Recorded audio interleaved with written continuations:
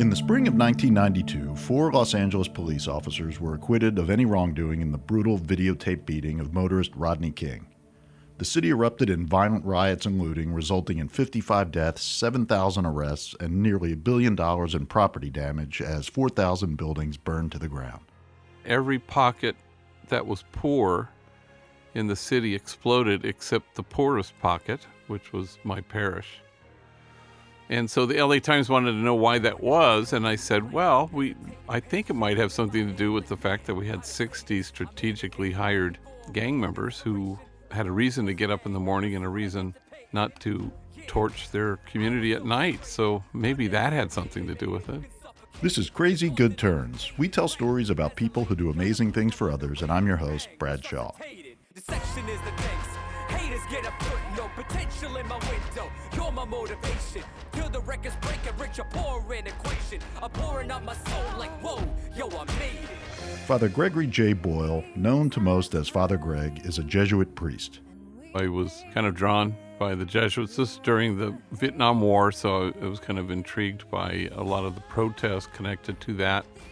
And I found that kind of prophetic and exciting. And plus, they were just absolutely the most hilarious human beings I'd ever been around. So I was kind of drawn to that. I thought, wow, joy, fun, and prophetic. Can't beat that. So I joined the Jesuits. Jesuits take vows of poverty, chastity, and obedience to the Pope. The current Pope himself is a Jesuit, and they have a long history of working with the poor in some of the most challenging parts of the world. Shortly after being ordained in 1984, Father Greg moved to Bolivia, then the poorest country in the Western Hemisphere. They hadn't had a priest in 25 years, so there I was, and that just changed my life. It turned me inside out. I just fell in love with the poor and found them kind of trustworthy guides to get me and the world to a place of connection and kinship and compassion. Father Greg spent a year among the indigenous Quechua Indians of Bolivia. He recalls one somewhat mystical encounter he had as a young priest after saying Mass on a hillside. That day he had forgotten the book he needed to say Mass in Quechuan, so he fumbled through a church service that he describes as terribly awful. I just felt like the worst priest ever, and I was so deflated, and it's kind of a long story, but I was walking back down this mountain top where we had said Mass, and everybody had left me there, as strange as that seemed. Then all of a sudden this campesino came up to me, old guy, and he said, "Gracias, Padre, por haber venido. Thanks for coming."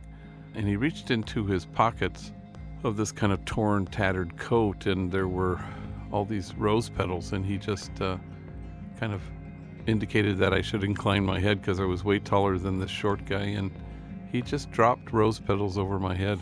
And I can remember just weeping, I was so overwhelmed. And then the rose petals kept coming and kept coming and kept coming. I don't know where, it was like this bottomless pocket. And it was an area where all the Quechua Indians harvested flowers to sell in the mart. So it was just fragrant. And anyway, I went back to that mountaintop many times since, and I knew everybody in that community, and I never saw that guy again. I have no idea who it was. It's kind of surreal.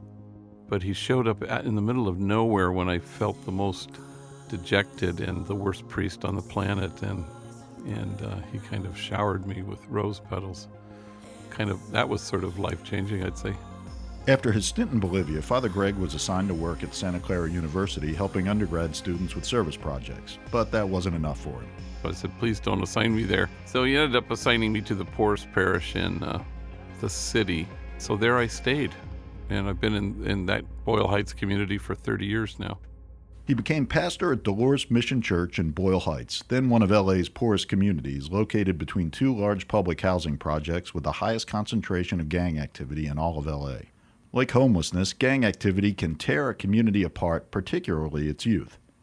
Statistics show that gang members drop out of school more, become parents at an earlier age, face higher levels of unemployment, are more likely to be in prison, and struggle more with drug and alcohol abuse and health problems. By 1988, after burying a growing number of young people killed by gang violence in his parish, Father Greg and his church leaders decided to take matters into their own hands and start addressing what they saw as some of the root causes of gang violence in Boyle Heights. Well, we started a school because there were so many junior high age gang members who who had been given the boot from their homeschool. Nobody wanted them. So they were wreaking havoc in the projects. They were writing on the walls and violent and selling drugs. So I went to them and I said, if I found a school that would take you, would you go? And each one individually said, yeah, actually I would. And then I couldn't find a school that would take them, so we started a school for gang members. That was the first thing we did. And it was because well into our time... Father Greg's exposure to the junior high and high school students in the alternative school he founded led him to the next link in the chain of gang violence, lack of jobs. The thing they kept asking was if only we had jobs. Father Greg tried at first to find the gang members jobs with felony-friendly employers, but wasn't very successful. It was very tough at the time because truly there was no more demonized subgrouping of the poor than the gang member. So he began hiring them himself for jobs at the church, creating maintenance and landscaping crews and a construction crew to build a child care center on church property. We called it Jobs for a Future. And it was basically trying to offer an off-ramp from this crazy violent freeway called gang violence. That was new, it sort of galvanized the imagination of gang members. For the first time they were able to see, I could stop doing this. Because prior to that, there were literally no exit ramps off this crazy freeway. So what did that do to the gang member? It compounded their despair, and it increased the violence. So once, even for those who couldn't even, didn't walk through our doors in those days, just the fact that we existed, where enemy rival gang members were working together, it helped do something to the imagination of the 120,000 gang members in LA County. You're appealing to their common interest and the fact that in the end, they wanted to earn honest money, clean money. They wanted their moms to be proud of them. They wanted their kids not to be embarrassed by them. So there's their common interest, and they want what any other human being would want. So now you say the price of getting what it is that you want is you have to work side by side with somebody you used to shoot at. Shortly after the 92 riots, the LA Times did end up doing a story on Father Greg, his Jobs for a Future program, and its positive impact in inoculating Boyle Heights from the level of violence and rioting that racked virtually all the other poor sections of town. Famed Hollywood movie producer Ray Stark happened to read the story and reached out to Father Greg to see how it could help. And a movie producer read the article, summoned me, and wanted to know what I would recommend, how he would spend his money. So I had him buy this abandoned bakery right across the street from the church, and Homeboy Bakery was born. I mean, it had no thought or plan, that was the utter extent of my business plan. There were ovens in it, had it been an upholstery plant, we would have started Homeboy Upholstery probably. But because there were ovens, I didn't think, it just sort of happened that way. So I said, well, let's put hairnets on enemy rival gang members and we'll have them bake bread. And I don't know, let's see, we could call it Homeboy Bakery. So once the bakery was up, a month later, we started Homeboy Tortillas in the Grand Central Market with just a little old tortilla machine. And once we had plural, we changed our name from Jobs for a Future to Homeboy Industries. The early days of Homeboy Industries had its fair share of challenges and setbacks. The first 10 years were really marked by hostility, death threats, bomb threats, hate mail, not from gang members, but from the general population that really demonized gang members. So it was a short hop to demonize me for helping them. And I'd get anonymous letters, I'm a LAPD or I'm a sheriff. We hate you. We think you're part of the problem. Like I was somehow co-signing on criminality. And yet all along, it was pretty clear who we thought we were. It's like drug rehab for drug addicts. Why would you hate the drug rehab? They're just trying to help people not use drugs anymore. It seems logical. But we were exactly the same mode, which was, if you don't want to gangbang anymore, if you're tired of going to prison, come to us. On 2 occasions, Father Greg had to completely shut the bakery down, once to repair an oven damaged by a leaking roof, another to rebuild entirely after the bakery burned to the ground because of old, faulty wiring.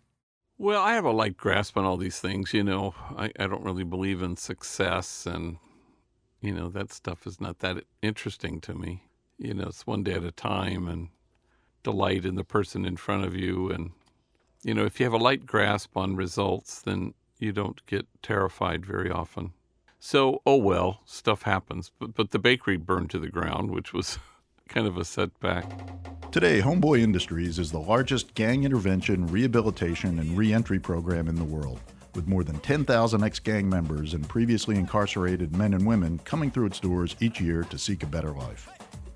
In addition to their bakery and tortilla and salsa businesses, Homeboy Industries' social enterprises now include Homegirl Cafe with its made-from-scratch granola, preserves, and coffee, a catering business, cafes in downtown LA and the airport, food stands in 7 farmers markets across LA, and a silk screening and embroidery company. Earlier this year, they acquired an electronics recycling business. Homeboy Industries employs roughly 300 former gang members at any given time. They go through an 18-month training program that offers additional on-site support, including legal and mental health services, substance abuse programs, employment counseling, and tattoo removal, which is a big deal in the homeboy world. We went from 4 guys getting some tattoos removed by a doctor who donated 1 hour a month at White Memorial Hospital.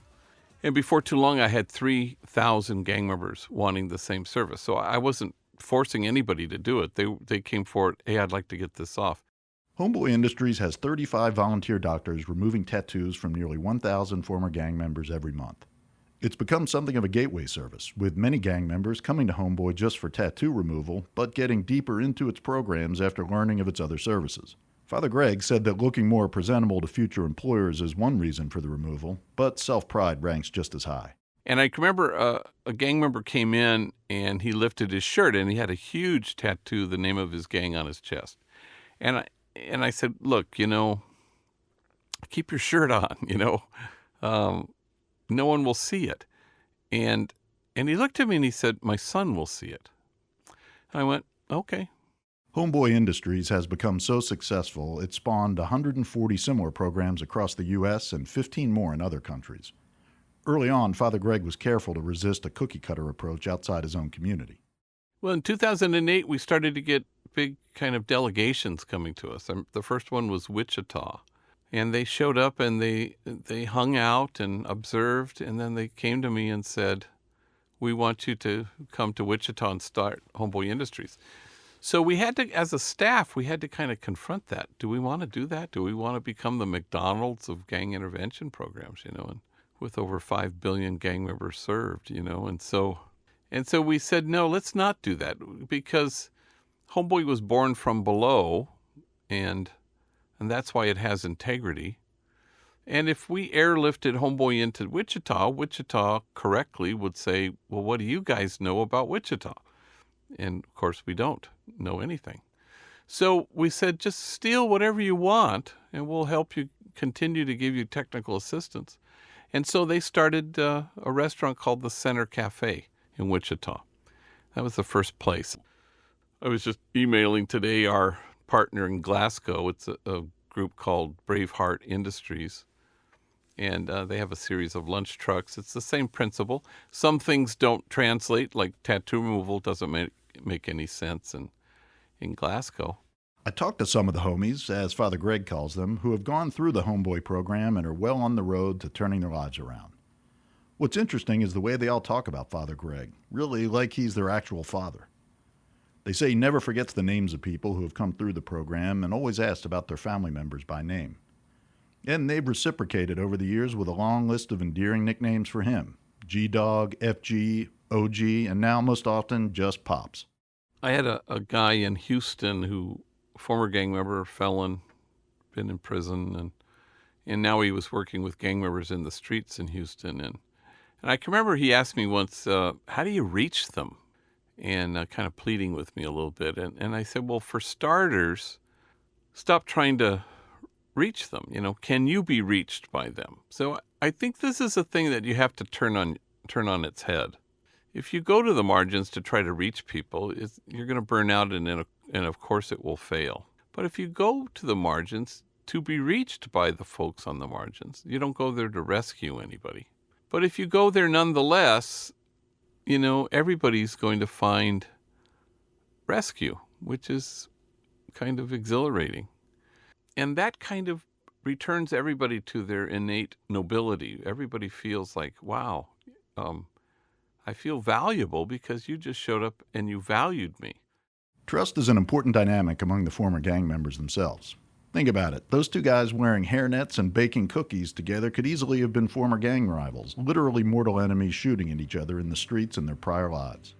Just the other day, 2 weeks ago, a homie came to me named Boris, who works in the merchandise store, and he talked about this guy, Anthony.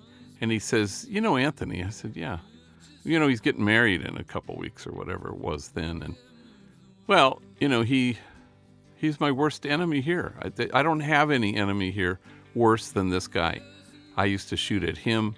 He used to shoot at me. He goes, and you're not going to believe this. He asked me to be his best man.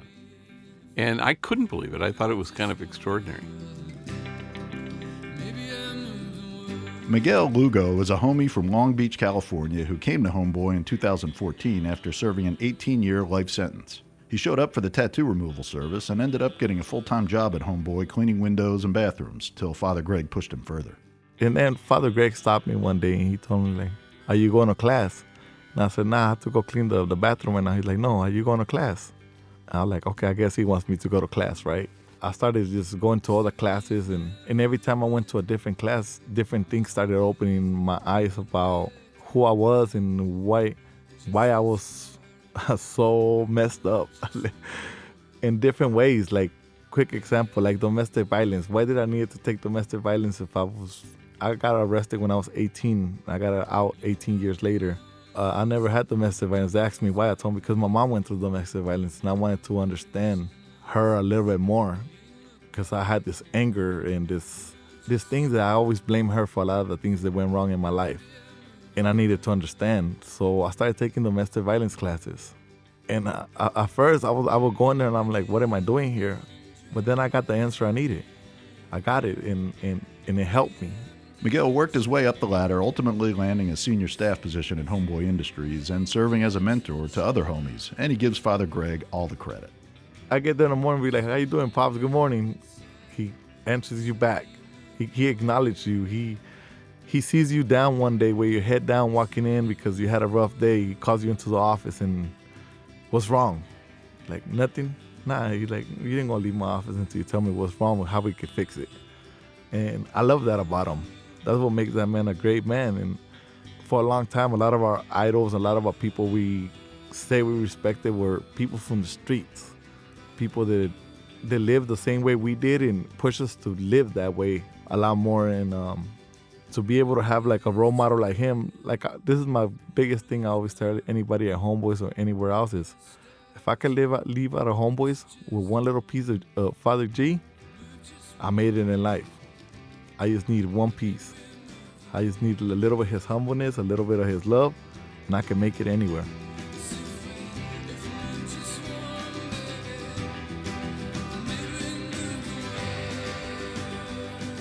Christina Franco from Norwalk, California is another homie we talked to. A former gang member herself, she too came to Homeboy for tattoo removal and ended up immersed in the program, now close to finishing her 18-month training. In this last year and a half, I've changed. I've accomplished simple things like a bank account. Today, I got my driver's license. I purchased my own car. I got my forklift license. I actually just finished school at Trade Tech and got my culinary, and I got my certificate for that. So I'm actually doing my internship right now in the Homegrown Cafe. Last week I started working with the youth at Grid, so I'm doing that also. I'm doing my GED. I did my language arts, so I still have to do the history and the other stuff to finish my GED. But simple things like this.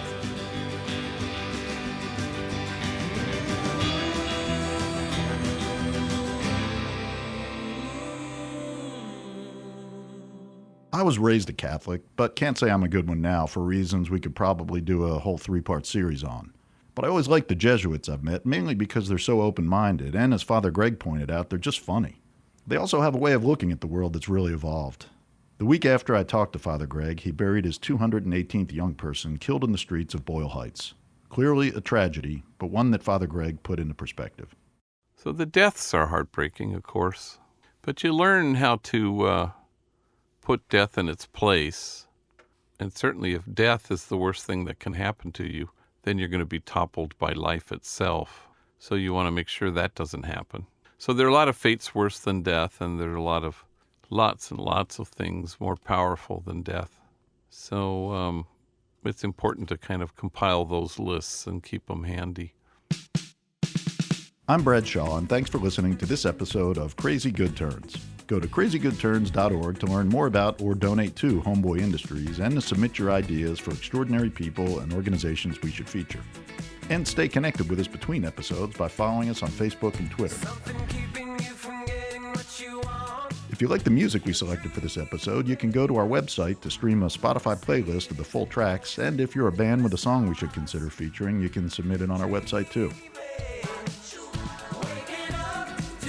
This season, we're excited to announce that we're giving a $50,000 grant to the nonprofit that does the most to creatively spread their Crazy Good Turn story, a virtuous and self-reinforcing circle of gratitude.